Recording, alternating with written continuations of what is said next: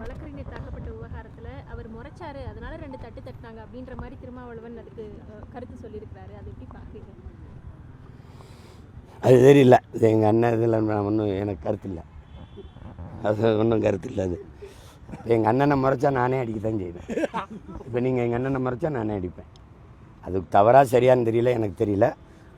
நீங்கள் நினைக்கிற மாதிரி அது அந்த இடத்துல போய் நம்ம கருத்து சொல்கிறதுக்கு இல்லை. அது குடும்ப சண்டையாக மாறிடும். வேறு ஏதாவது சொல்லுங்கள். சார், தொடர்ந்து தூய்மை பணியாளர்கள் விவகாரத்தில் காவல்துறையினர் அதிகமாக கொண்டு வந்து அவங்க மனு கொடுக்க வந்தால் கூட கைது பண்ணுறது அப்படின்ற மாதிரியான விஷயங்கள் தொடர்ந்து நடந்துட்டு இருக்கு. தங்கச்சி, நீங்கள் ஒரு முடிவு எடுத்துட்டீங்க.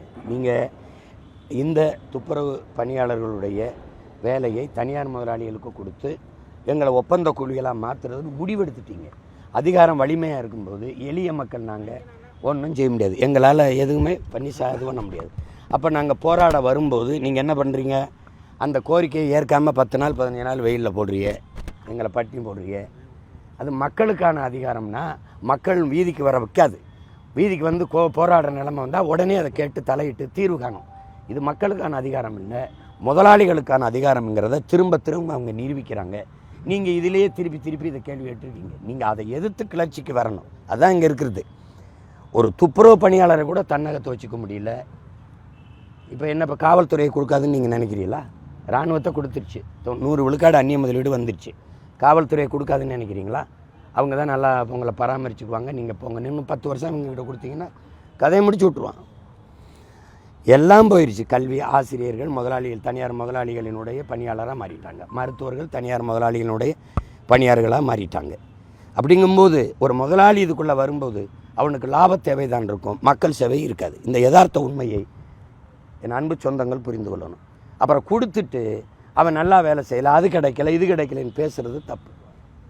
இப்போ துப்புரவு பணியாளர்களை கூட நம்ம வச்சுக்கிட்டு துப்புரவு செய்ய முடியல, நாடு குப்பமேட தானே ஆகும். நம்ம கேட்போம், ஆந்திராவில் இருக்க ஒரு முதலாளி, ஸ்வீடனில் இருக்க ஒரு முதலாளி, இந்த மாதிரி முதலாளிகள் வந்து இங்கே குப்பையில் இருந்த தொழிலாளர்களை ஒப்பந்தத்துக்கு எடுக்கிறாங்கன்னா தமிழ்நாட்டை சுத்தமாக வச்சுக்கணுங்கிறது அவங்களுக்கு ஏதாவது தேவை இருக்கான்னு பாருங்க. சரி, அவங்க கையிலேருந்து காசு கொடுப்பாங்களா? இல்லை. நம்ம கொடுக்குற பணத்தில் 2700 கோடி, 2700 ஒரு மாதத்துக்கு 270 கோடி அவங்க ஒதுக்குறாங்க. 1 கிலோ குப்பை அள்ளுறதுக்கு தம்பி 12 ரூபா கட்டணம் போடுறாங்க. 1 கிலோ. மாநகராட்சி கழிவறை கழுவுறதுக்கு 350 ரூபா கட்டணம்னு போடுறாங்க. 350 ரூபாய் கழுவுறோம்னு போட்டு பணத்தை எடுக்கிறாங்க. அப்போ அந்த வசூல் வந்து தனியார்கிட்ட போனால் தான் அதை எடுக்க முடியும். அப்போ அரசுக்கிட்ட இருந்தால் அதை செய்ய முடியாது. இப்போ அதனால் இந்த கொடுமையான ஆட்சி முறையை நீங்கள் ஒழிக்காமல் இதை நம்ம பேசி எந்த பயனும் கிடைக்க போகிறதில்ல. ஒரு துறையில் இருக்கிற துப்புரவு பணியாளர்கள் துறையில் இருக்கிறத நீங்கள் பேசுகிறீங்க. பகுதி நேர ஆசிரியர் பிரச்சனை. இப்போ அவன் என்ன சொல்கிறான்? அது பணி நிரந்தரம் பெற்றவங்களுக்கு 20,000 போனஸ் கொடுக்குறீங்க, தீபாவளி ஊக்கத்தொகை கொடுக்குறீங்க, எங்களுக்கு ஒன்றும் இல்லை, நாங்கள் அந்த 12,000 15,000 வச்சுட்டு எப்படி வாழ்கிறதுன்றப்ப அது எல்லா துறைகளிலையும் பிரச்சனை, எல்லா இடங்களிலையும் பிரச்சனை, எல்லா துறைகளிலையும் பல லட்சம் கோடி கடன். அது இது ஒரு துயரம் தான். இது பிளே ஸ்டோர் மற்றும் ஆப் ஸ்டோரில் இருந்து பாலிமர் செயலியை QR கோடு மூலம் பதிவிறக்கம் செய்யுங்கள்.